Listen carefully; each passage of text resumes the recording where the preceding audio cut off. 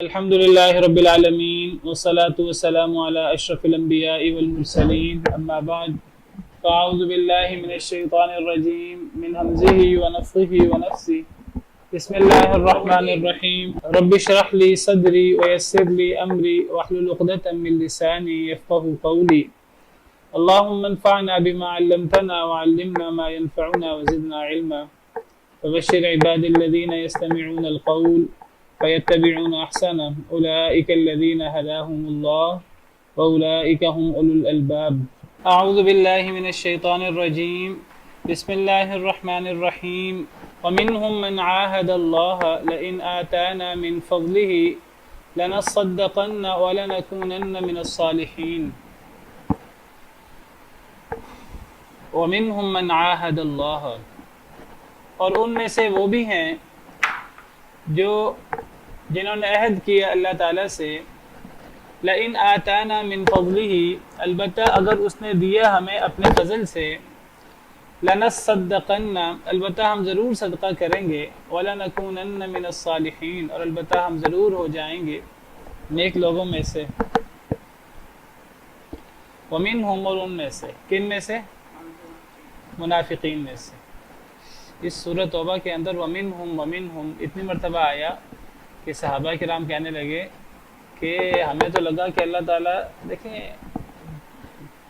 انسان مسلمان ہو چاہے غلطیوں کا پتلا ہے، تو صحابہ کرام کہنے لگے ہمیں لگا اللہ نے اب بہت سارے پول کھولنے ہیں، اتنا ومنہم اترا۔ بہرحال اللہ تعالیٰ نے منافقین کے پول کھولے ہیں، اور منافقین کے بارے میں اللہ فرماتے ہیں کہ ان بدبختوں میں ایسے لوگ بھی ہیں کہ اللہ سے عہد کیا کہ اگر اللہ نے ہمیں اگر اس نے دیا ہمیں اپنے فضل سے، کیا مطلب؟ اگر اس نے ہمیں مال دیا، اس نے ہم پر انعام کیا، دولت دی، نعمتیں دی، لنصدقن البتہ ہم ضرور صدقہ کریں گے، ولنکونن من الصالحین اور البتہ ہم ضرور ہو جائیں گے نیک لوگوں میں سے۔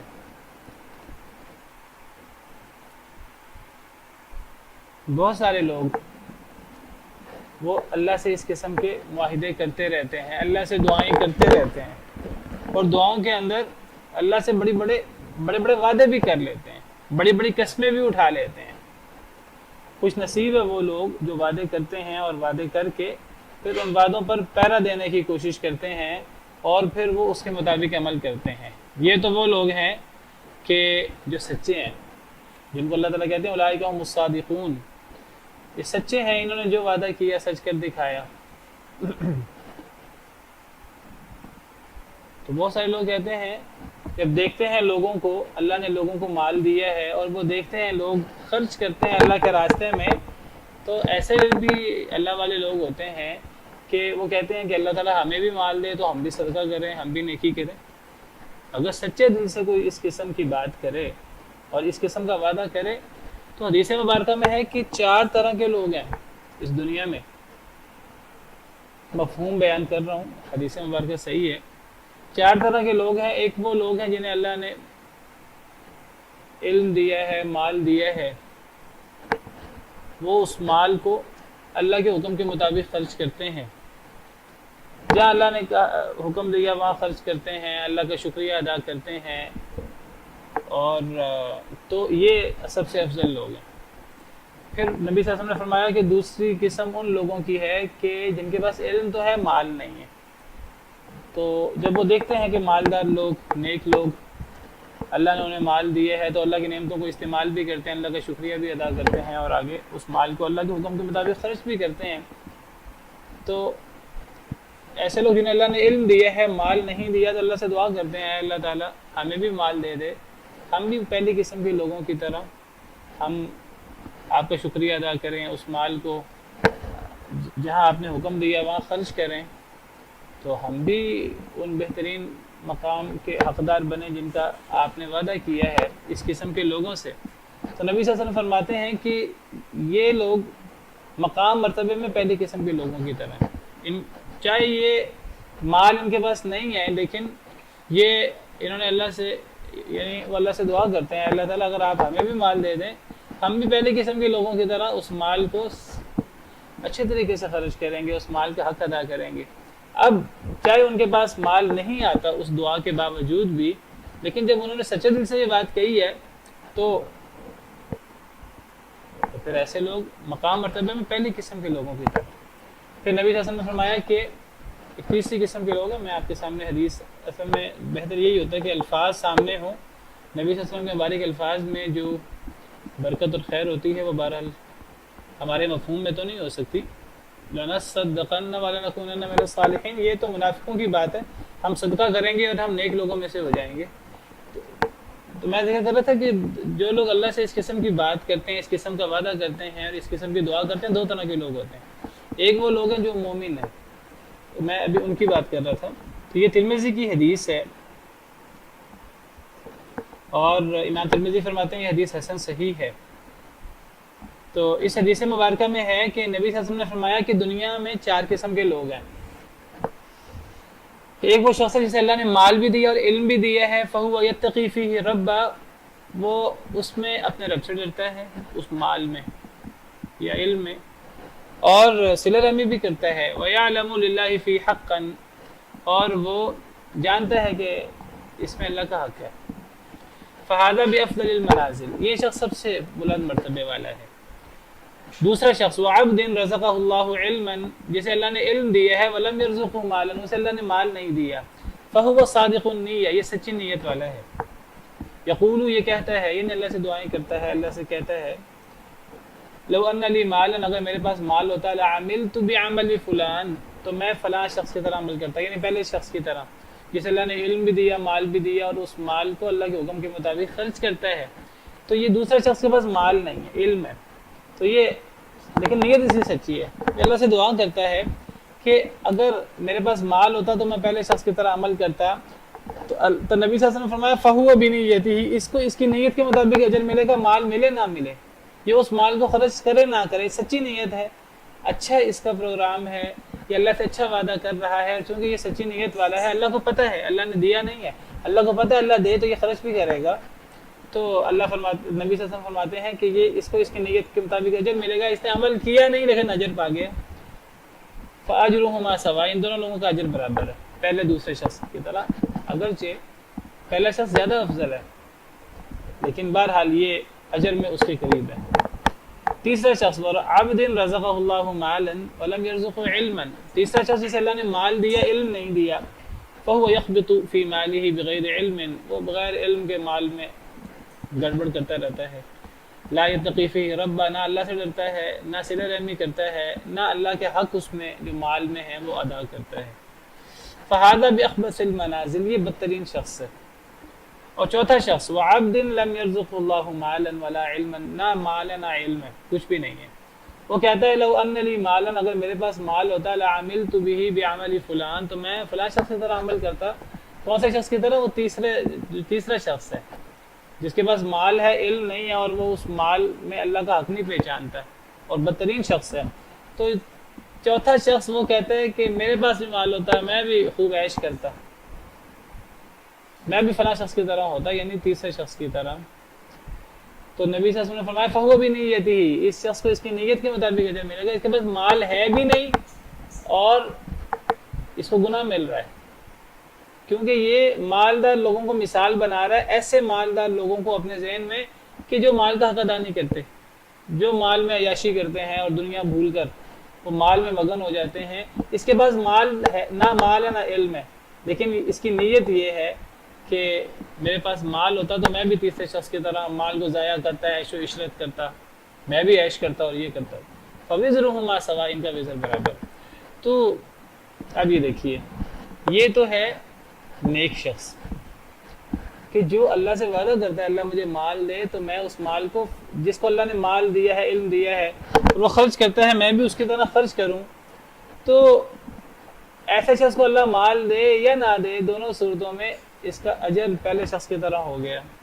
لیکن یہاں ایسے بدبختوں کی بات ہو رہی ہے کہ جن کو صرف مال چاہیے، ان کو عمل سے کوئی دلچسپی نہیں ہے، اور انہوں نے اس مال کو اللہ کے راہ میں خرچ بھی نہیں کرنا، لیکن وہ نعوذ باللہ اللہ کو دھوکہ دینے کے لیے لوگوں کو دھوکہ دیتے ہیں، جھوٹی قسمیں اٹھا کر، منافقت کا اظہار کر کر کے وہ سمجھتے ہیں کہ لوگوں کو ہم دھوکہ دے دیتے ہیں، لوگ ہمارے دھوکے میں آ جاتے ہیں، تو نعوذ باللہ نعوذ باللہ ہم اللہ کو بھی دھوکہ دے دیتے ہیں۔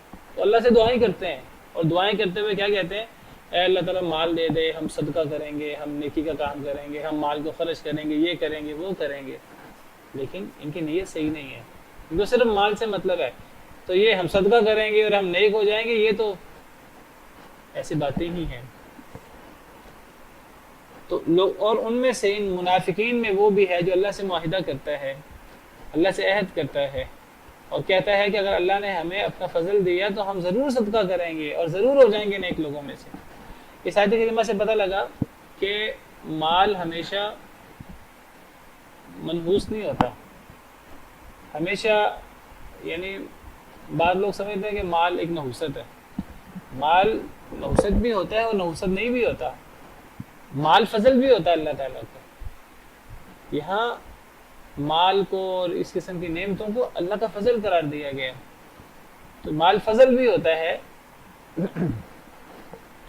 لیکن تب جب کوئی شخص اس کے حقوق کا دھیان رکھے تو بہرحال یہاں اس کو فضل کہا گیا۔ اگر اللہ نے ہمیں اپنا فضل دیا تو ہم صدقہ کریں گے اور ہم نیک لوگوں میں سے ہو جائیں گے۔ فلما آتاہم، پس جب دیا ان کو، یعنی اللہ نے، من فضلہ، اپنے فضل سے، بخلوا بہ، تو انہوں نے بخل کیا اس کے ساتھ، وتولوا، اور وہ پھر گئے، وہم معرضون، اور وہ اعراض کرنے والے تھے۔ یہ منافقین کا ایک رویہ ہے۔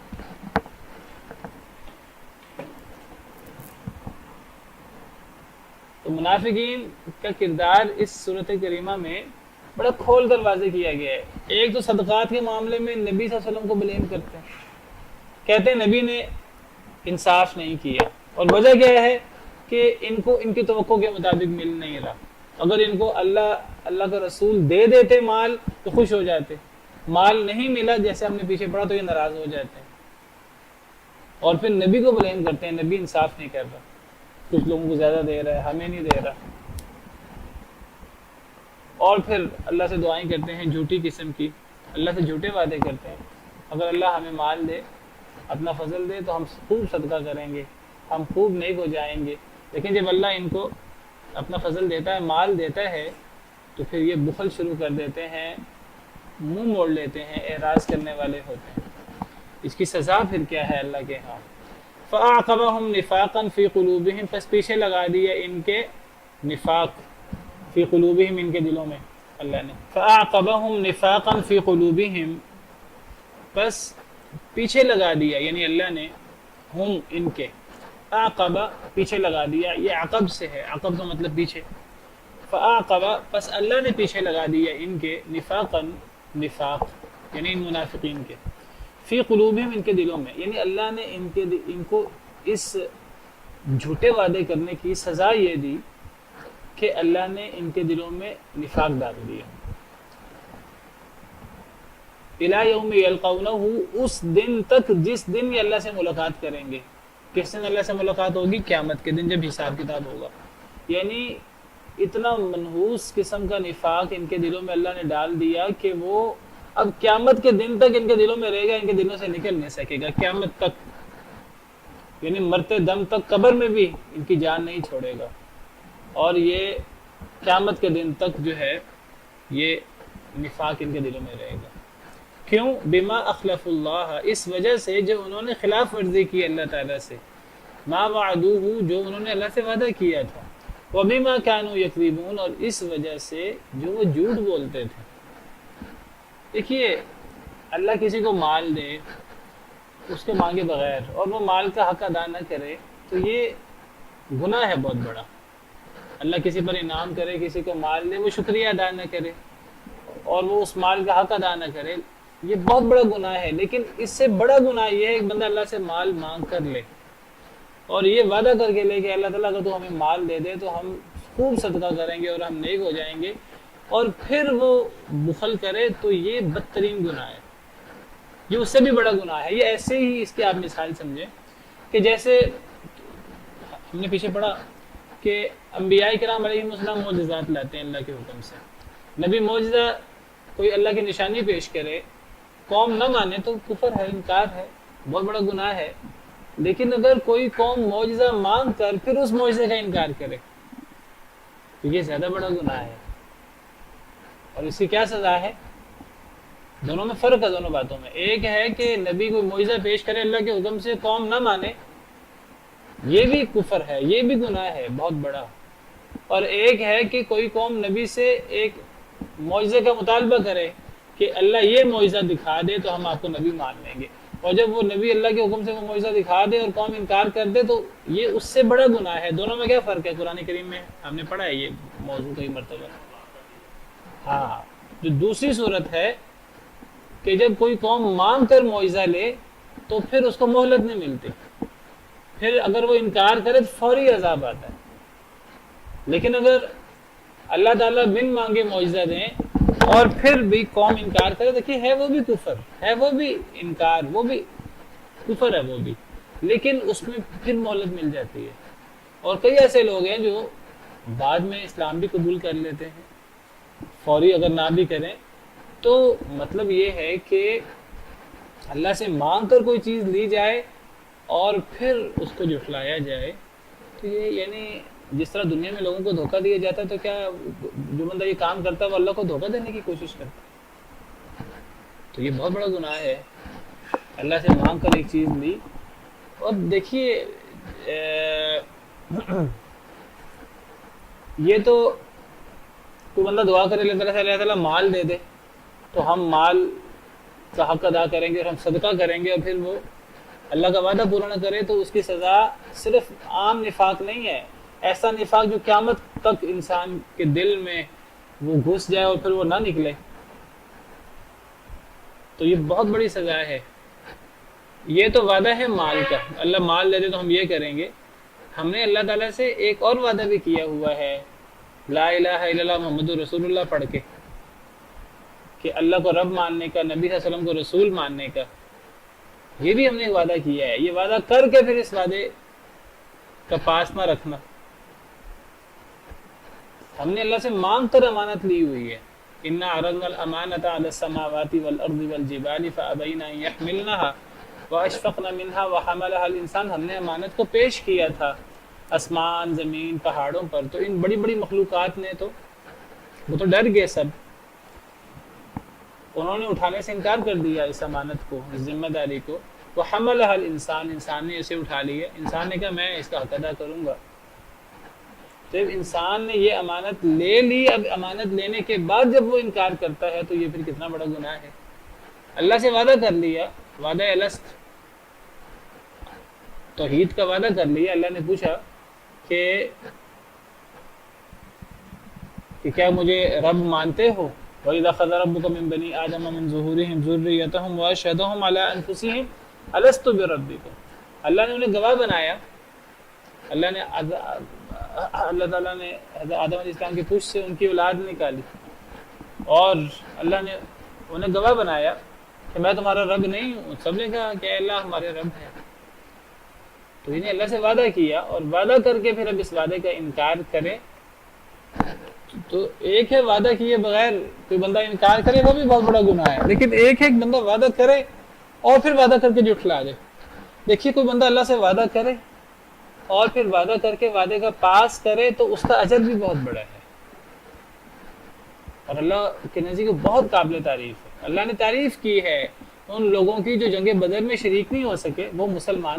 اللہ نے انہیں رجال کا، اللہ کہتے ہیں مرد کے لانے کے لائق وہ لوگ ہیں کہ جنہوں نے جب جنگ بدر میں شریک نہیں ہو سکے تو انہوں نے اللہ سے وعدہ کیا کہ اے اللہ تعالیٰ اگر ہمیں آئندہ موقع ملا، ہم جنگ بدر میں تو شریک نہیں ہو سکے. جنگ بدر کے جب فضائل دیکھیں کہ کتنی اللہ نے فضیلت دی ہے اہل بدر کو، تو اگر ہمیں آئندہ جنگ میں موقع ملا تو ہم پھر بہادری دکھائیں گے اور ہم اللہ کی راہ میں اپنی جان مال سب کچھ قربان کریں گے. تو اللہ ان لوگوں کی تعریف کرتے ہیں، من المؤمنین رجال صدقوا ما عاهدوا اللہ علیہ. مومن میں ایسے مرد بھی ہیں کہ اللہ سے جو انہوں نے وعدہ کیا اس وعدے کو سچ کر دکھایا. فمنهم من قضى نحبه ومنهم من ينتظر. کئی تو اپنے مقصد کو، مراد کو پا چکے ہیں، شہادت کا تمغہ ماتھے پر سجا چکے ہیں. ومنهم من ينتظر، کئی منتظر ہیں، کئی غازی بن کے دوبارہ لوٹ آئے ہیں جنگ احد میں اور منتظر ہیں آگے دوبارہ موقع ملا تو دوبارہ جان مال اور سب کچھ اللہ کے راستے میں قربان کریں گے. یہ تو وہ لوگ ہیں جو وعدے کا پاس کرتے ہیں. اور کچھ بدبخت بھی ہیں منافق، اللہ نے ان کا بھی ذکر کیا ہے جنگ خندق کے، اور اللہ ان کو جو ہے کہ تم نے تو اللہ سے وعدے کیے تھے، وَلَقَدْ كَانُوا عَاهَدُوا اللَّهَ مِن قَبْلُ لَا يُوَلُّونَ الْأَدْبَارَ، انہوں نے تو اللہ سے وعدے کیے تھے کہ پیٹھے نہیں پھیریں گے، وَكَانَ وَعْدُ اللَّهِ مَسْئُولًا، اللہ کا وعدہ کے بارے میں تو سوال ہوگا، تو اب تم نے پیٹھیں پھیر لی۔ تو اللہ سے وعدہ کر کے پھر اس وعدے کا انکار کیا جائے تو وہ جرم بدتر سے بدترین ہو جاتا ہے اور اللہ کی ناراضگی بہت زیادہ ہو جاتی ہے۔ جی بیٹا۔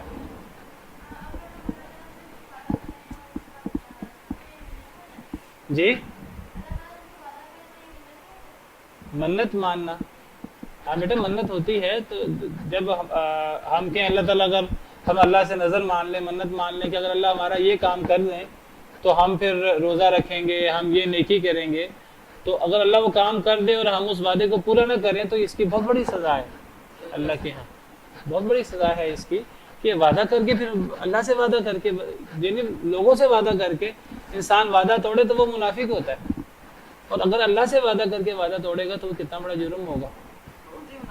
تو یہ دیکھیے یہاں اللہ نے ایسی سزا بیان کی ہے کہ بندہ ایک دفعہ ہل کے رہ جاتا ہے۔ فَعَاقَبَهُمْ نِفَاقًا فِي قُلُوبِهِمْ إِلَى يَوْمِ يَلْقَوْنَهُ، اللہ نے ان کے دل میں نفاق ڈال دیا اس دن تک جس دن اللہ سے ملاقات کریں گے، یعنی ایسا نفاق بد عمل کہ وہ پوری زندگی جان نہیں چھوڑی، پوری زندگی ایمان کی توفیق نہیں ملی، اور قبر میں بھی وہ عمل ساتھ جائے گا۔ جب ایسا بد عمل ساتھ جائے گا قبر میں تو قبر میں کوئی نعمتیں تو نہیں ملیں گی، پھر اللہ معاف کرے والعیاذ باللہ، اور پھر قیامت کے دن پھر ایسا شخص جنت میں تو نہیں جا سکتا۔ اب یہاں وہ سوال وہی مشہور کہ جب اللہ نے نفاق ڈالا ہے تو پھر سزا کس بات کی؟ بھائی یہ اللہ کا ارادہ کونیہ ہے، اور سزا اس بات کی ہے کہ اس شخص نے اللہ کے ارادہ شرعیہ کی مخالفت کی۔ یہ اللہ کا ارادہ کونیہ ہے، اللہ نے اختیار دیا تھا، اللہ نے اس نے اللہ سے وعدہ کیا، تو اللہ نے اسے اختیار دیا تھا کہ وہ چاہے تو وعدے کو پورا کرے، چاہے تو وعدے کو پورا نہ کرے، اب وعدہ اس نے خود توڑا ہے، یہ اللہ کے ارادہ شرعیہ کی مخالفت ہے، اس کی بنا پر اس کے لیے سزا ہے کہ قیامت تک اللہ نے اس کے دل میں نفاق ڈال دیا، اور یہ سزا ارادہ شرعیہ توڑنے کی وجہ سے ہے، ارادہ شرعیہ کے خلاف ورزی پہ ہے۔ اور جو اللہ کہتے ہیں اللہ نے نفاق ڈال دیا، یہ در حقیقت جو اللہ نے اسے اختیار دیا تھا، وہ اختیار اللہ نے دیا تھا، اس نے اس اختیار کا استعمال کیا غلط، تو اللہ اس کی نسبت اللہ اپنی طرف کر لیتے ہیں کہ گویا کہ اللہ نے پھر اس سے یہ کام کروایا نفاق والا، اور پھر یہ نفاق اس کے دل میں اب قیامت تک رہے گا، قیامت تک اس کے ساتھ جائے گا۔ تو یہ ارادہ کونیہ ہے اللہ کا۔ ہاں جی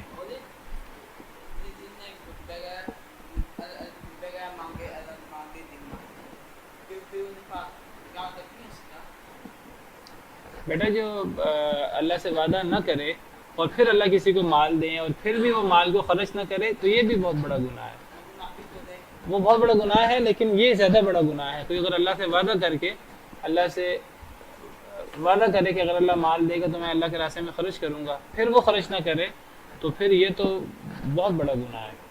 اور اس کی وجہ کیا ہے؟ بما اخلف اللہ، اس لیے جو انہوں نے خلاف ورزی کی اللہ سے، جو انہوں نے وعدہ کیا تھا اللہ سے، وَبِمَا كَانُوا يَكْذِبُونَ، اس لیے کہ جب وہ جھوٹ بولتے تھے، یہ عام جھوٹ نہیں ہے، یہ بہت بڑا جھوٹ ہے اور اللہ سے جھوٹ ہے، انہوں نے جھوٹ بولا، دھوکہ دینے کی کوشش کی۔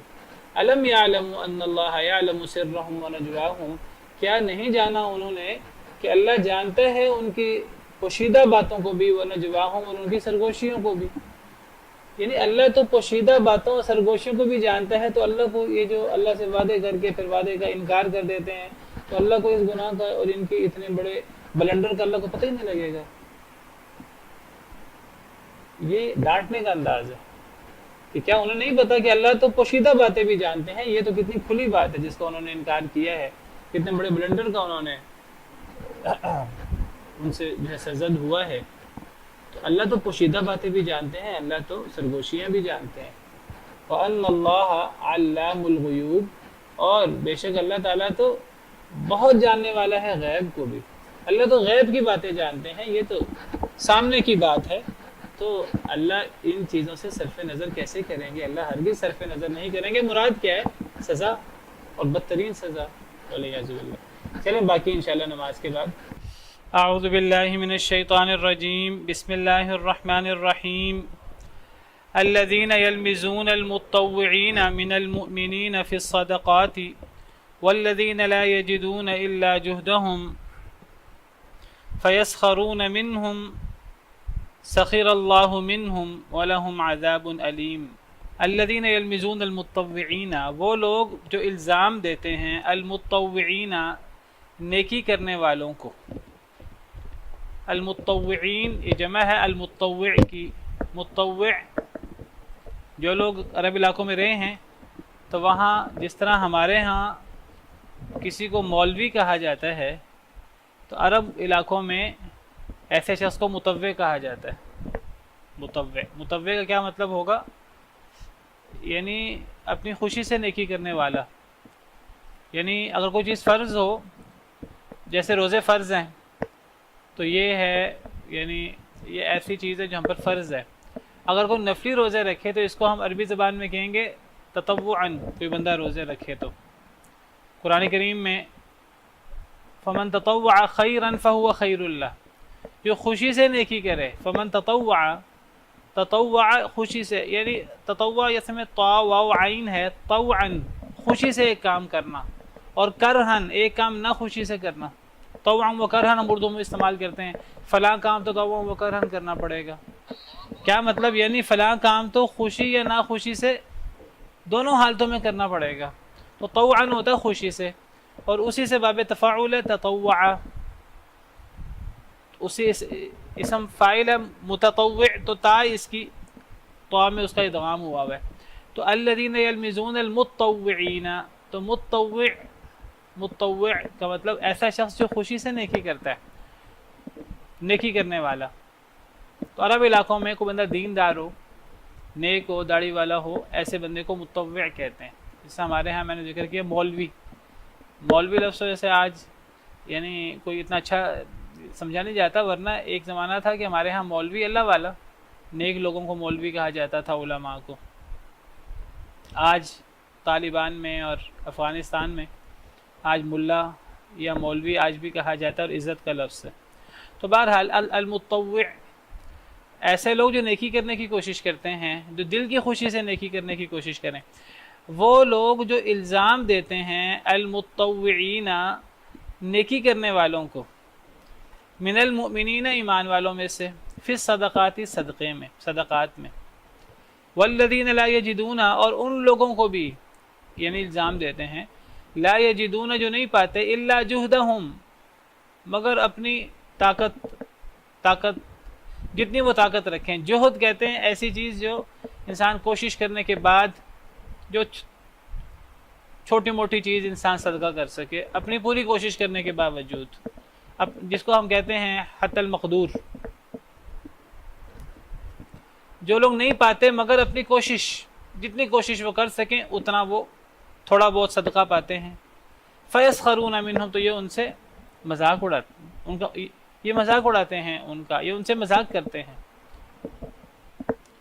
منافقین کا ایک اور رویہ، بدترین رویہ بیان ہوا ہے. یہ وہ بدبخت لوگ ہیں منافقین، یلمزون المتطوعین الزام دیتے ہیں نیکی کرنے والوں کو، دل کی خوشی سے نیکی کرنے والوں کو، من المؤمنین مؤمنین میں سے.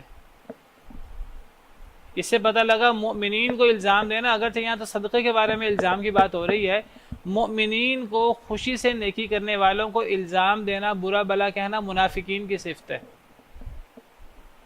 وہ بدبخت منافقین جو نبی کو الزام دینے سے باز نہیں رہے، نبی کو الزام دیا صدقے کے بارے میں، وَمِنْهُمْ مَن يَلْمِزُكَ فِي الصَّدَقَاتِ، وہ بدبخت جو آپ کو الزام دیتے ہیں صدقے کے بارے میں کہ جی ہم پہ آپ خرچ نہیں کرتے، آپ انصاف نہیں کرتے، آپ عدل نہیں کر رہے، آپ کچھ لوگوں کو زیادہ دے رہے ہیں، کچھ لوگوں کو زیادہ نہیں دے رہے.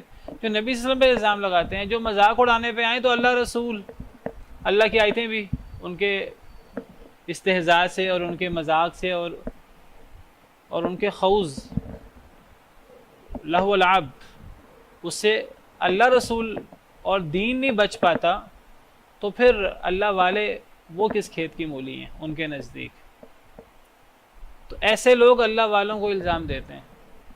نیکی سے خوشی سے نیکی کرنے والوں کو، وہ لوگ جو الزام دیتے ہیں خوشی سے نیکی کرنے والوں کو مومنین میں سے فی الصدقات، صدقے کے بارے میں، یہاں مخصوص صدقے کی بات ہو رہی ہے۔ اگر جو دل کی خوشی سے صدقہ کریں، دیکھیں ایک صدقہ ہوتا ہے جو فرضی صدقہ ہوتا ہے زکوٰۃ، ایک صدقہ ہوتا ہے جو نفلی صدقہ ہوتا ہے۔ تو نبی صلی اللہ علیہ وسلم کئی دفعہ اپیل کرتے تھے کہ فلاں جہاد کے لیے، فلاں ہم نے سریہ بھیجنا ہے، تو فلاں مقصد کے لیے، فلاں مسجد کے لیے، فلاں رفاہی کام کے لیے ہمیں صدقات کی ضرورت ہے۔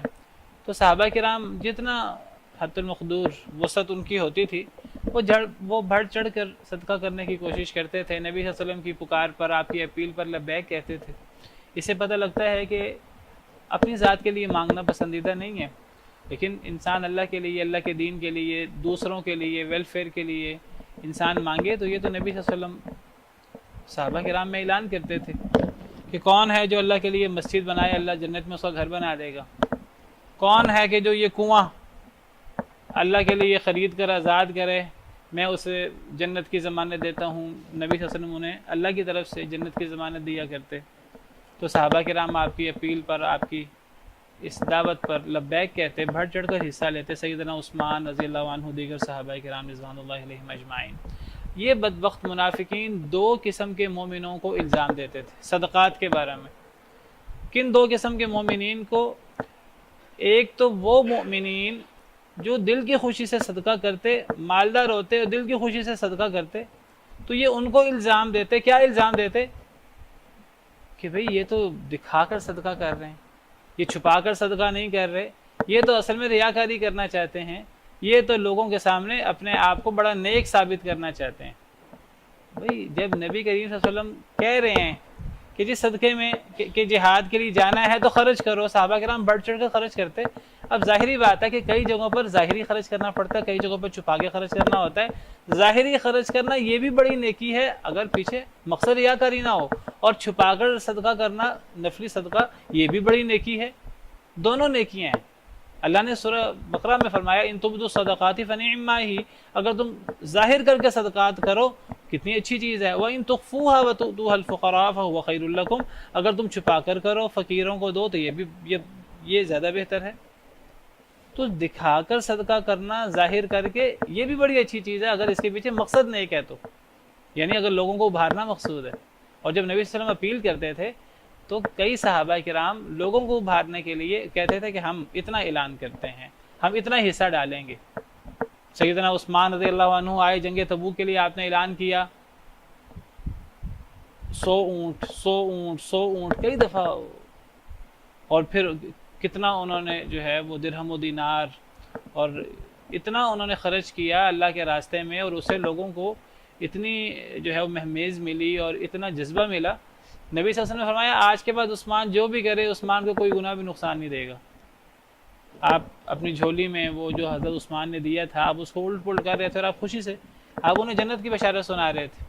سیدنا ابوبکر صدیق رضی اللہ تعالیٰ عنہ نے گھر کا سارا سامان خرچ کر دیا نبی صلی اللہ علیہ وسلم کے اپیل پر۔ سیدنا عمر رضی اللہ تعالیٰ عنہ آدھا سامان لے آئے، کہتے ہیں میں ان دنوں میرے پاس مال تھا کافی، مجھے اللہ نے غنی کر رکھا تھا، ہمیشہ مقابلہ رہتا تھا سیدنا ابوبکر سے، کہنے لگے آج تو اللہ نے اتنا مال دیا، آج تو میں آگے بڑھ جاؤں گا۔ تو آدھا مال جو ہے وہ گھر کا لے آئے، تو خیال تھا کہ آج میں آگے بڑھ جاؤں گا، آج میرا زیادہ ہو جائے گا۔ اصل مسئلہ تو کوانٹٹی کا نہیں ہے اسلام میں، اصل چیز تو کوالٹی ہے، اصل چیز تو جذبہ ہے۔ تو سیدنا ابوبکر رضی اللہ تعالیٰ عنہ سے نبی صلی اللہ علیہ وسلم حضرت عمر سے پوچھا کہ کتنا چھوڑ کے آئے ہو، کتنا لے کر آئے ہو، کتنا چھوڑ کے آئے ہو؟ تو عرض کرنے لگے کہ آدھا گھر میں رکھ دیا ہے ضرورت کے لیے اور آدھا لے آیا ہوں جتنا ہے گھر میں۔ تو سیدنا ابوبکر سے پوچھا کتنا لائے ہو، کتنا چھوڑ کے آئے ہو؟ کہنے لگے گھر میں کچھ بھی نہیں ہے، گھر میں بس اللہ کے رسول کی محبت ہی ہے، سارا ہی لے آیا ہوں۔ تو حضرت عمر کہنے لگے کہ میں ابوبکر صدیق سے آگے نہیں بڑھ سکتا کبھی بھی۔ تو یہ چیزیں جب منافقین دیکھتے تو منافقین اس سے جذبہ حاصل کرنے کی بجائے، ایمان بڑھنے کی بجائے مذاق اڑاتے آگے سے۔ اچھا جی، دکھاوا مقصود ہے، لوگوں کو دکھانا چاہتے ہیں، اس سے بڑی بدبختی کیا ہوگی؟ کئی ایسے لوگ ہیں جو دینداروں کو وہ نیکی کریں، وہ دکھاوا مقصود نہ بھی ہو تو وہ جو ہے ان کا مذاق اڑاتے ہیں۔ یہ کام منافقین کا تھا کہ وہ خوشی سے صدقہ کرنے والوں کو جو زیادہ صدقہ کرتے ان کا مذاق اڑاتے، الزام دیتے یہ تو دنیا چاہتے ہیں، ریاکاری چاہتے ہیں۔ اچھا کئی ایسے غریب مسکین مسلمان کہ اب نبی صلی اللہ علیہ وسلم اعلان کر رہے ہیں، اب کون پیچھے ہٹے؟ نبی صلی اللہ علیہ وسلم پر جان نثار کرنے والے، اب پیچھے ہٹنے کو دل تو ہے نہیں اور ہاتھ میں ہے کچھ نہیں، اب کیا کرتے کہ اپنی کوشش کرتے اور اپنی رات پوری رات لگاتے، جتنا ان کا ہو پاتا تھوڑا بہت۔ بہت غربت کا دور تھا، بہت غربت کا دور تھا، ہم تصور نہیں کر سکتے۔ جنگ تبوک کے موقع پر احادیث مبارکہ میں آتا ہے کہ ایک کھجور 2 صحابہ ایک دن استعمال کرتے، ایک کھجور، کھانے کے لیے بھی پینے کے لیے بھی۔ جنگ تبوک کے موقع پر یہ صورتحال تھی۔ تو نبی صلی اللہ علیہ وسلم نے جب اپیل کی، اب کئی صحابہ کیا کرتے کہ جتنی چند کھجوریں وہ بڑی مشکل سے، آپ سمجھیے یہ ان کی جمع پونجی ہوتی تھی، جو کچھ تھوڑا بہت گھر میں کوئی چادر کسی کے پاس کچھ، کسی کے پاس کچھ، وہ تھوڑا بہت جتنا ہے وہ لے آتا۔ اب اسلام میں کوانٹٹی تو ہے نہیں، اسلام میں تو کوالٹی ہے۔ وہ اللہ کو ایسے صحابہ کرام کا ایک مد جو خرچ کرنا، وہ کوئی بعد والوں میں کوئی احد پہاڑ کے برابر سونا بھی خرچ کر لے تو اللہ کے نزدیک وہ صحابہ کا اور ایسے لوگوں کا وہ تھوڑا سا خرچ کرنا بھی اللہ کے ہاں وہ کتنا قیمتی ہے۔ پہلے خرچ کرنے والے بعد والوں کے برابر نہیں ہو سکتے۔ اب ایسے لوگوں کو الزام کیا دیتے کہ جی اتنا تھوڑا تم اتنا تھوڑا خرچ کرتے، تمہارے اتنے تھوڑے سے بنے گا کیا؟ یہاں تو لاکھوں کروڑوں کی ضرورت ہے، یہاں تو اب 30,000 کا لشکر ہے، اب 30,000 کے لشکر کے لیے چند کھجوریں کیا کریں گی؟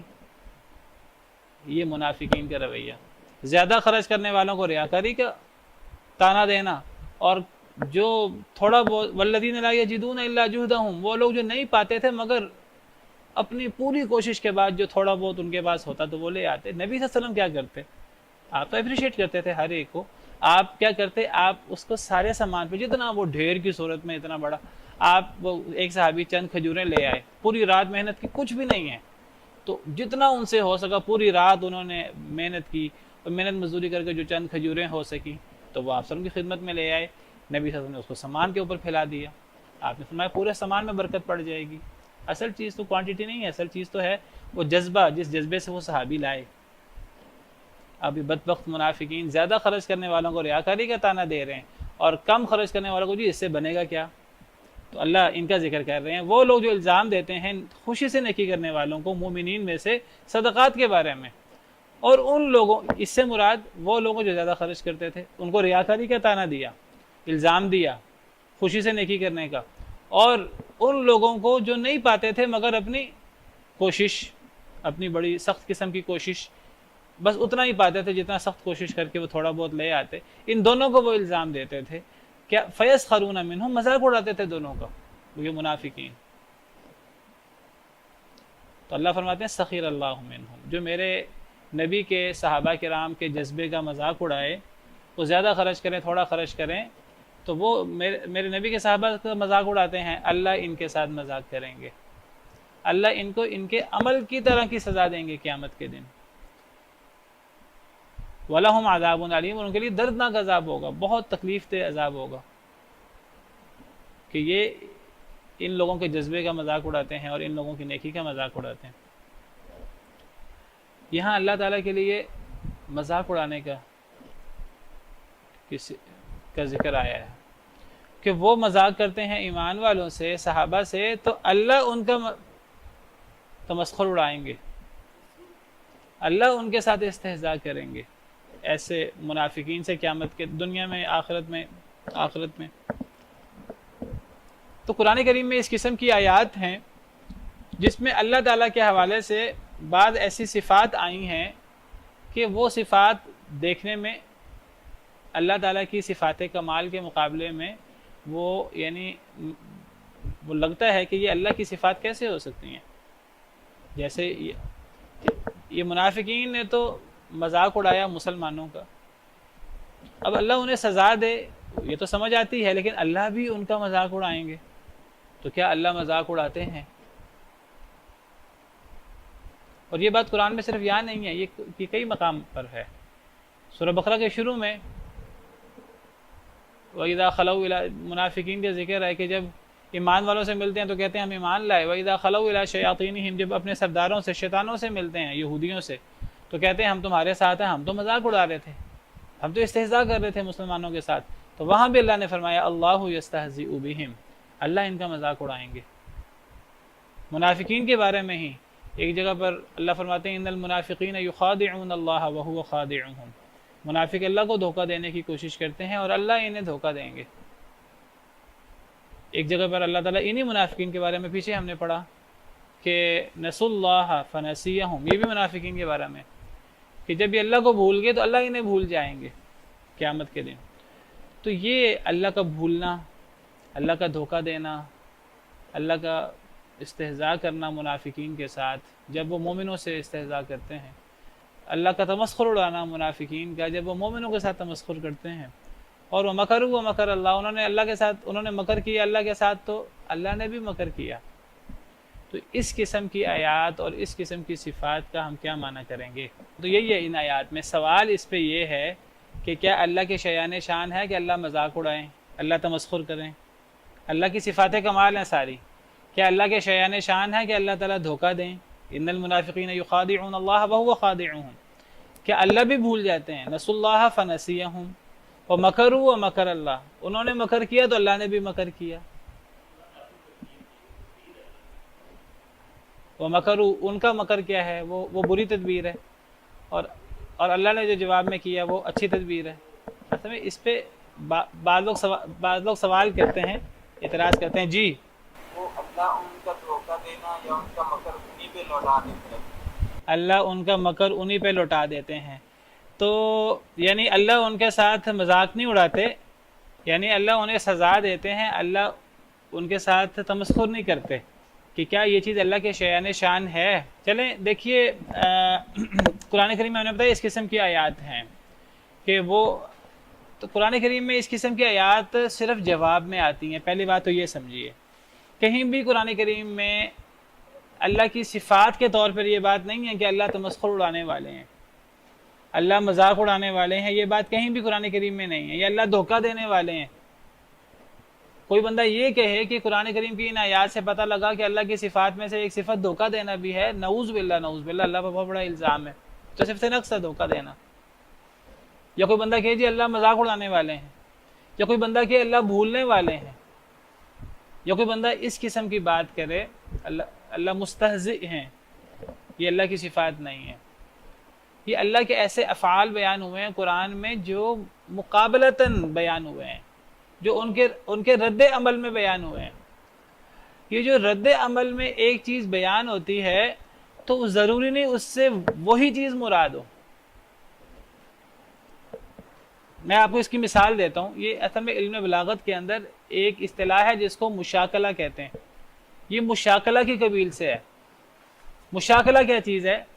مشاکلہ میں لفظ وہی استعمال کیا جاتا ہے جواب میں، مراد اس سے بالکل وہ چیز نہیں ہوتی. یا وہ جواب کو، یعنی ایک بندہ کوئی عمل کرے، اس کے جواب میں جب اس کو اسی جیسا جواب دیا جائے تو جس بندے نے وہ ایک غلط عمل کیا ہے، ابتدا کی ہے، ایک بندہ جواب دے گا تو جواب پر وہ فتویٰ، وہ حکم نہیں لگے گا جو ابتدا کرنے والے پر لگا ہے. میں آپ کو اس کی مثال دیتا ہوں.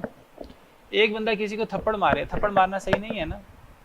اگر اگلا بندہ اس کو جواب میں تھپڑ مار دے، پہلے تو یہ دیکھیں پہلے بندے کا تھپڑ مارنا صحیح ہے کہ صحیح نہیں ہے، اسلامی نقطہ نظر سے صحیح نہیں ہے. ایک بندہ کسی کو گالی دیتا ہے، اگلا بندہ جواب میں گالی دے دیتا ہے. پہلے بندے کا گالی دینا صحیح نہیں ہے، دوسرے بندے کا تھپڑ مارنا یا دوسرے بندے کا گالی دینا وہ صحیح ہے کہ نہیں؟ پہلے بندے نے تھپڑ مارا، اگلے بندے نے جواباً اتنا ہی تھپڑ مارا، زیادتی نہیں کی، تو یہ غلط. دوسرے بندے کا جواب صحیح ہے کہ غلط ہے؟ دوسرے کا بدلہ لینا اتنا جائز ہے. اور یہ جو دوسرا بندہ بدلہ لیتا ہے یہ مباح چیز ہے، جائز چیز ہے. اگر اگلا بندہ معاف کر دے وہ ایک الگ چیز ہے، وہ اگر اتنا بدلہ لے تو جائز ہے. قرآن میں یہ بات موجود ہے وَإِنْ عَاقَبْتُمْ فَعَاقِبُوا بِمِثْلِ مَا عُوقِبْتُمْ بِهِ. اگر تم بدلہ لو تو اتنا بدلہ لو جتنا تمہیں سزا دی گئی ہے. وَلَئِنْ صَبَرْتُمْ، اگر تم معاف کر لو لَهُوَ خَيْرٌ لِلصَّابِرِينَ.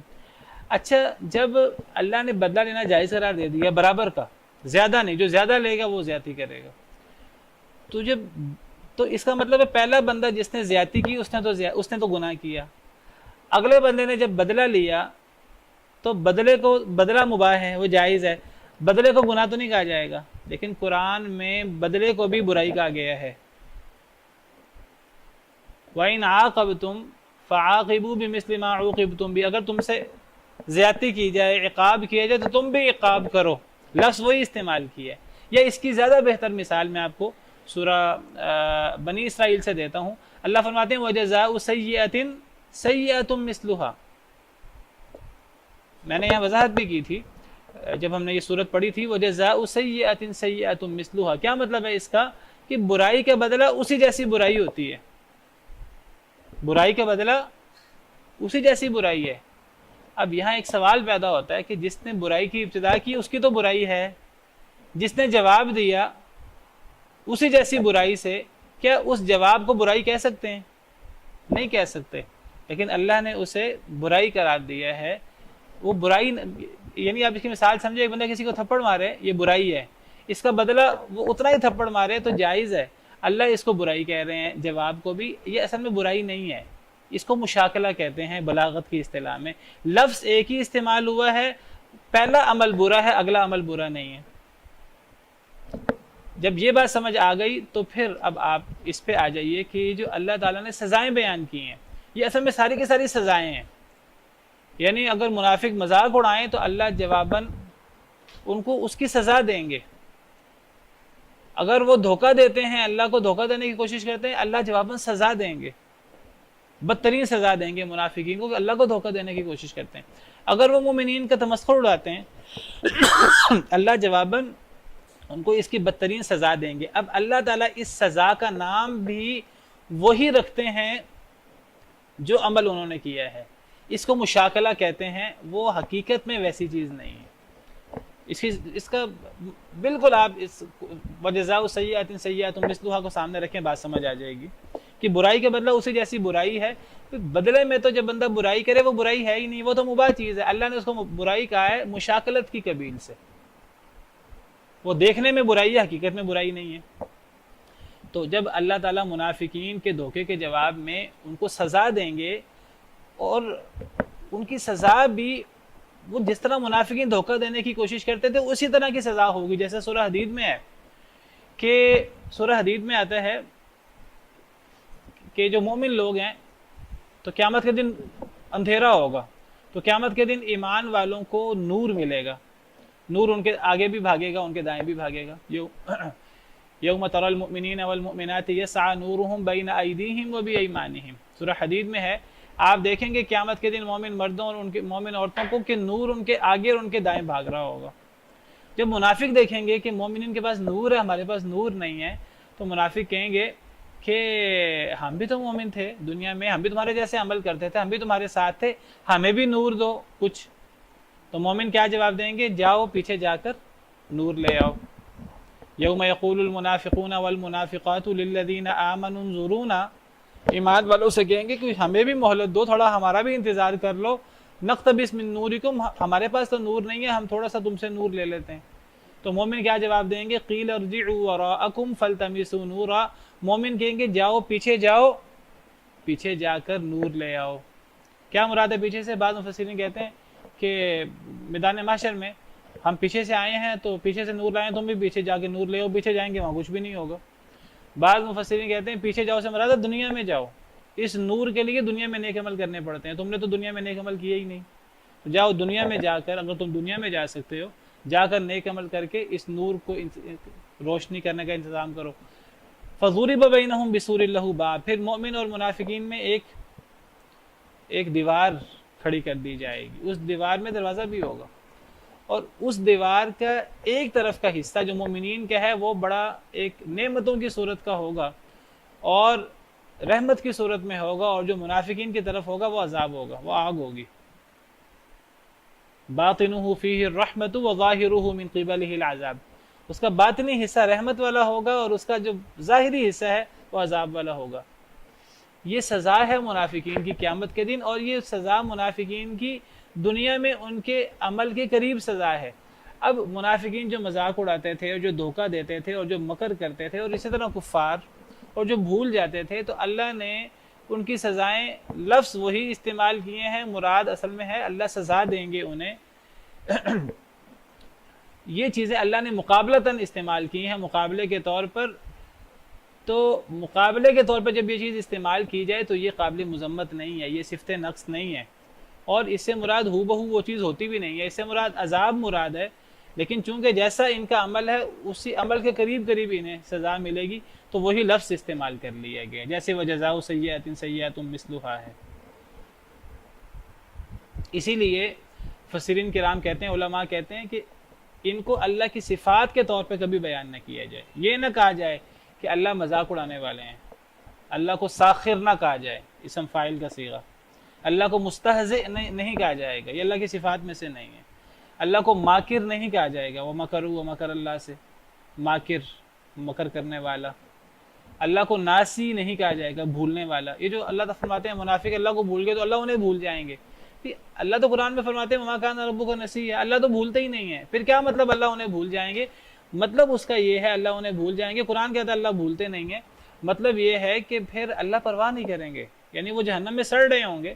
اللہ رحیم و کریم ہے، اللہ اپنے بندوں کو اتنی سزا کیسے ان کو ملے اور اللہ پرواہ بھی نہ کریں. اللہ پھر ان کی پرواہ نہیں کریں گے ان کے دنیا کے اعمال کی وجہ سے، اس لیے کہ جب وہ دنیا میں اللہ کو بھول گئے، اللہ کے احکامات کو بھول گئے، تو گویا کہ پھر اللہ قیامت کے دن انہیں جہنم میں ڈال کر ان کی پرواہ نہیں کریں گے، ان کے چیخ و پکار کا جواب نہیں دیں گے. گویا کہ اس کو اللہ نے تعبیر کیا بھولنے سے، اور چونکہ وہ بھولتے تھے اللہ کو اور اللہ کے احکامات کو، تو اللہ نے مشاکلت کی قبیل سے اس کی سزا بیان کی ہے. وہ سزا یہ ہے کہ اللہ جہنم میں ان کی پرواہ نہیں کریں گے، اور اس کو تعبیر کیا بھولنے سے، حالانکہ اللہ بھولتے نہیں ہیں. تو یہ مشاکلت ہے، یہ اللہ کی صفت نہیں ہے کہ اللہ بھول جانے والے ہیں. تو بہرحال ایک عقیدے کی بات تھی، میں نے کہا یہ میں آپ کے سامنے واضح کر دوں. تو یہاں بھی فَيَسْخَرُونَ مِنْهُمْ، وہ مذاق اڑاتے ہیں مسلمانوں کا، تمسخر اڑاتے ہیں. سخر اللہ منہم، اللہ ان کا مذاق اڑائیں گے، یعنی قیامت کے دن. اس مذاق سے مراد اصل میں دردناک عذاب ہے. اور اس تو مشاکلت کی قبیل سے اسے تمسخر قرار دیا گیا ان کے عمل کے مطابق، الجزاء من جنس العمل کے طور پر. تو مقابلے میں یہ چیز صفت نقص نہیں ہے. یہ ایسے ہی ہے جیسے دیکھیے کوئی بندہ اللہ کے قریب آتا ہے، اللہ اسے قریب آتے ہیں. کوئی بندہ اللہ سے دور جائے، اللہ ایسے بندے کے قریب نہیں آتے. کوئی بندہ اللہ سے مانگتا ہے، اللہ اسے نوازتے ہیں. اللہ کی رحمت بہت وسیع ہے، بلکہ اللہ فرماتے ہیں اللہ نے اپنے اوپر رحمت کو لازم کر دیا. کتب ربکم علی نفسہ الرحمہ، تمہارے رب نے اپنے نفس کے اوپر رحمت کو لازم کر دیا. اب کچھ لوگوں کو اس سے مغالطہ ہو جاتا ہے. کیا مغالطہ ہو جاتا ہے؟ وہ کہتے ہیں ہم جتنے مرضی گناہ کر لیں اللہ تو رحیم و کریم ہے. کیا خیال ہے؟ یہ غلط تفسیر ہے اس آیت کی. یعنی جو بندہ یہ اللہ نے اپنے نفس پر رحمت کو لازم کیا ہے ان لوگوں کے لیے جو اللہ کے رحمت کے طلبگار ہیں. اب ایک بندہ اللہ سے دور ہے، وہ اللہ سے منہ موڑتا ہے، اللہ اس پہ کیسے رحم کریں؟ جیسا کو تیسا. بلکہ یہاں کہیں کہ بھئی اللہ کو نہیں رحم کرنا چاہیے، اللہ کی صفت کمال ہے رحم کرنا. صفت کمال رحمت ہے، لیکن رحمت اس کے لیے جو رحمت کا طلبگار ہو. ہم مائل بکرم ہے، کوئی سائل ہی نہیں.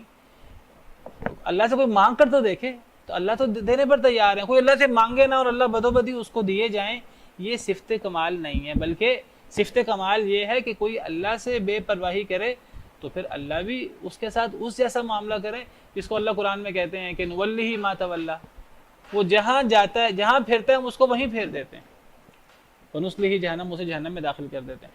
اب اللہ رحمت کا معاملہ تو ان کے ساتھ کرے جو اللہ کے رحمت کے طلبگار ہیں. جو اللہ کے ساتھ مذاق کرنے کی، اللہ کو دھوکہ دینے کی کوشش کرتے ہیں، اللہ کے بندوں کا مذاق اڑاتے ہیں، اللہ کے نبیوں کا انکار کرتے ہیں، سازشیں کرتے ہیں شہید کرنے کی، تو اللہ الجزاء من جنس العمل، جیسے ان کا عمل ہوگا اس جیسی جزا ہوگی. باقی یہ اس قسم کے افعال اللہ کے لیے ہم بطور صفات مقابلے کے بغیر استعمال نہیں کر سکتے. اور جو استعمال کرے ظاہری الفاظ کی وجہ سے تو یہ بہت بڑی بے وقوفی ہے اور یہ بہت بڑی جسارت ہے اللہ کے بارے میں. یہ اللہ کی صفات نہیں ہے، یہ صرف مقابلے کی قبیل سے ہے، یا مشاکلہ جس کو ہم کہتے ہیں. وجزاء سیئۃ سیئۃ مثلھا. تو اللہ ان کا مذاق اڑائیں گے. وَلَهُمْ عَذَابٌ عَلِيمٌ، اور ان کے لیے دردناک عذاب ہوگا. چلے ہم آخری آیت ہے مکمل کر لیں. استغفر لہم او لا تستغفر لہم، آپ استغفار کریں ان کے لیے اے اللہ کے رسول، او لا تستغفر لہم، یا آپ ان کے لیے استغفار نہ کریں، ان تستغفر لہم 70 مرتن، اگر آپ ان کے لیے 70 مرتبہ بھی استغفار کریں گے، فلن یغفر اللہ لہم، پس ہرگز نہیں اللہ انہیں معاف کریں گے۔ یہ بدبخت، اتنے بدبخت ہیں منافقین کہ اے نبی صلی اللہ علیہ وسلم، اگر آپ ان کے لیے استغفار کریں نہ کریں، آپ نبی کا استغفار کرنا یا نہ کرنا ان کے لیے برابر ہے۔ اگر نبی 70 دفعہ ان کے لیے استغفار کرے تو اللہ پھر بھی کبھی معاف نہیں کریں گے انہیں۔ یہاں 70 دفعہ سے مراد 70 کا عدد مراد نہیں ہے، یہاں 70 سے کثرت مراد ہے۔ آپ 70، 100، سینکڑوں مرتبہ بھی ان کے لیے استغفار کریں، اللہ نے معاف نہیں کرنا۔ یہ مراد نہیں ہے کہ 70 دفعہ اگر آپ استغفار کریں اللہ معاف نہیں کریں گے، اگر آپ 80 دفعہ کریں گے اللہ معاف کر دیں گے۔ یہاں 70 کا عدد مراد نہیں ہے، یہاں کثرت مراد ہے۔ وجہ کیا ہے کہ اللہ نے کیوں انہیں معاف نہیں کرنا؟ یہ خود معافی تو چاہتے ہی نہیں ہیں۔ ذالک بانہم، یہ اصل میں آیت تب نازل ہوئی تھی جب عبداللہ بن ابی رئیس المنافقین فوت ہوا تھا۔ اب اس شخص کے ہے رئیس المنافقین، اس کے کچھ احسانات تھے ظاہری قسم کے، اصل میں وہ لمبے قد کا تھا، اور حضرت حمزہ سید الشہداء لمبے قد کے تھے۔ ہوا کیا تھا جب حضرت حمزہ شہید ہوئے تو اتنی غربت تھی کہ کفن دفن کا انتظام بھی نہیں تھا، تو عبداللہ بن ابی ظاہری طور پر مسلمانوں کے ساتھ تھا، تو اس نے اپنا کپڑا پیش کیا۔ اب جب عبداللہ بن ابی رئیس المنافقین فوت ہوا، اس کا بیٹا عبداللہ بن ابی کا وہ پکا مسلمان تھا، یہ وہی شخص ہے عبداللہ، اس کا نام بھی عبداللہ تھا، عبداللہ بن ابی، وہ نبی صلی اللہ علیہ وسلم کو جانثار تھا۔ جب اس بدبخت نے کہا کہ ہم مدینہ چاہ کر عزت والا ذلیل کو نکال دے گا، تو یہ مدینہ کی سرحد پر تلوار سونت کے کھڑا ہو گیا اور کہنے لگا اپنے باپ کے سامنے، کہنے لگا کہ آج تم مدینہ میں داخل نہیں ہو سکتے، تم تو ذلیل ہو، نبی صلی اللہ علیہ وسلم عزت والے ہیں، اگر وہ حکم دیں گے، وہ اجازت دیں گے تو میں آپ کو مدینہ میں داخل ہونے کی اجازت دوں گا، کیونکہ یہ الفاظ تو پہنچ گئے تھے نبی صلی اللہ علیہ وسلم تک، صحابہ کرام تک، تو میں یہ ثابت کر کے چھوڑوں گا کہ نبی عزیز ہیں، عزت والے ہیں اور آپ ذلیل ہیں۔ تو وہ لیکن جب یہ فوت ہوا بدبخت عبداللہ بن ابی، تو اس کا بیٹا، اب وہ بیٹے تھے، ان کا خیال یہ تھا کہ نبی صلی اللہ علیہ وسلم اگر جنازہ پڑھائیں اور نبی کریم صلی اللہ علیہ وسلم اگر اپنی قمیص عنایت کر دیں تو شاید نبی صلی اللہ علیہ وسلم کی قمیص کی برکت سے میرے باپ کی بھی مغفرت ہو جائے، اب تھا تو باپ ہی ان کا۔ تو نبی صلی اللہ علیہ وسلم سے قمیص مانگی اور جنازے کا کہا، تو نبی صلی اللہ علیہ وسلم تو اخلاق عالیہ پر فائز تھے، تو آپ تیار ہو گئے۔ حضرت عمر جو ہیں وہ روکتے رہے اور یہ آیتیں بھی سنائیں کہ اللہ نے تو باقاعدہ منع کیا ہے، آپ فرمانے لگے میں 70 دفعہ سے زیادہ استغفار کر دوں گا۔ تو پھر اللہ تعالیٰ نے قرآن کی دوسری آیتیں اتار دیں کہ وَلَا تُصَلِّ عَلَىٰ أَحَدٍ مِّنْهُمْ مَاتَ أَبَدًا وَلَا تَقُمْ عَلَىٰ قَبْرِهِ، تو نبی صلی اللہ علیہ وسلم نے اپنی قمیص بھی دی، اور اس کی وجہ اصل میں وہ تھے کہ جو عبداللہ بن ابی نے حضرت حمزہ کو قمیص دی تھی کفن دفن کرتے وقت۔ تو اللہ فرماتے ہیں کہ نبی آپ ان کے لیے 70 دفعہ سے زیادہ بھی استغفار کریں، اللہ انہیں معاف نہیں کریں گے۔ اس کی وجہ کیا ہے؟ ذالک بانہم کفروا باللہ ورسولہ، یہ اللہ اور رسول سے کفر کر چکے ہیں، کفر کے ساتھ کوئی عمل قبول نہیں ہے، نبی کا استغفار بھی وہ سینکڑوں مرتبہ ہو قابل قبول نہیں ہے، کیونکہ یہ کافر ہیں۔ واللہ لا یہدی القوم الفاسقین، ایسے فاسق لوگوں کو اللہ کبھی ہدایت نہیں دیتے۔ یا ہدایت سے مراد دل بدلنے والی ہدایت ہے، یا ہدایت سے مراد راہ دکھلانے والی ہدایت نہیں ہے۔ اللہ راہ تو ہر ایک کو دکھاتے ہیں، اچھی یا بری، تو یہاں ہدایت سے مراد ایسی ہدایت جو دل بدل دے۔ سبحان ربک رب العزت عما یصفون وسلام علی المرسلین والحمد للہ رب العالمین۔